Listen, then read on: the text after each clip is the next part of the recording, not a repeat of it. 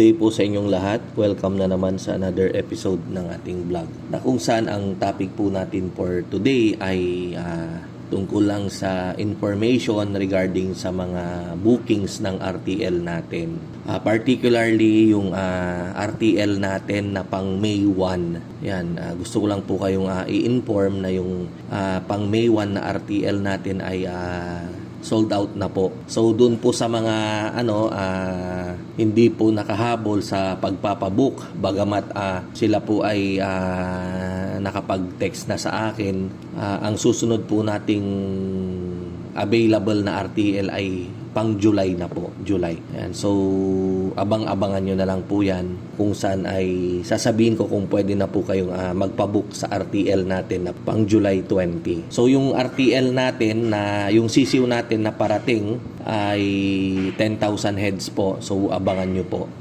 Darating po siya sa March 30. 16 weeks po sila sa July 20. Most probably, gaya po ng nakagawian natin, tatanggap lang po ako ng down payment, partial payment para sa mga booking ninyo pagdating po ng ating mga sisiw sa farm.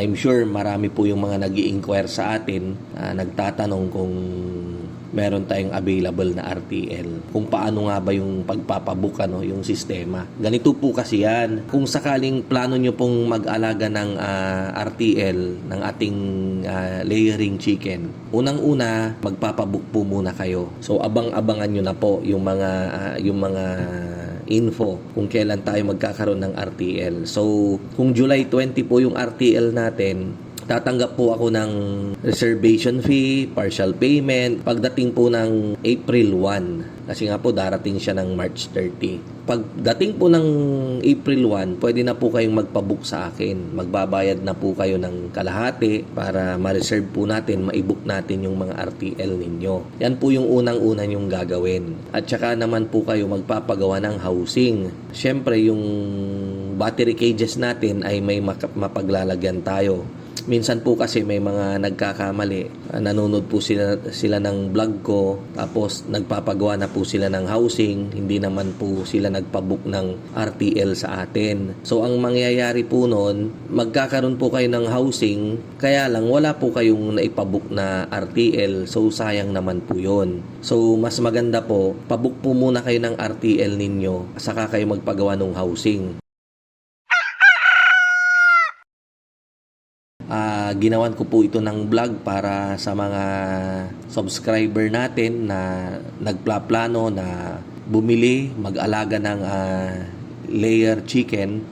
Doon naman po sa mga nagtatanong ng i-text nyo lang po ako, mababasa ko po yan, sasagutin ko po. Doon po sa nagtatanong ulit kung taga saan po tayo po ay taga rito sa Pangasinan, tayo po ay taga Dagupan City. So andyan din po yung CP number ko, pwede nyo po akong i-text dyan para sasagutin ko po yung mga inquiries ninyo. Meron din po tayong Mang Mags na FB page, pwede rin po kayong mag-message doon. Kaya lang sobrang dami po ng doon. Natatabunan po kasi yan kaya pasensya na po kayo. Kung medyo nagmamadali po kayo sa kasagutan, lang po, thumbs up lang po kayo para mapunta po sa mag-up yung message ninyo. Kung yung mga katanungan naman ninyo ay tungkol sa pag-aalaga, manood-nood lang po kayo ng mga vlog natin. Halos lahat naman ng mga topic natin sa larangan ng pagmamanukan ng layer chicken ay halos nagawan ko na po ng vlog. Dahil kung titignan po ninyo, yung video po natin dyan na naka-upload ay more than 400 videos na po. So ang gagawin nyo na lang po ay manunood-nood na lang po para makuha nyo, mapulot ninyo yung mga information.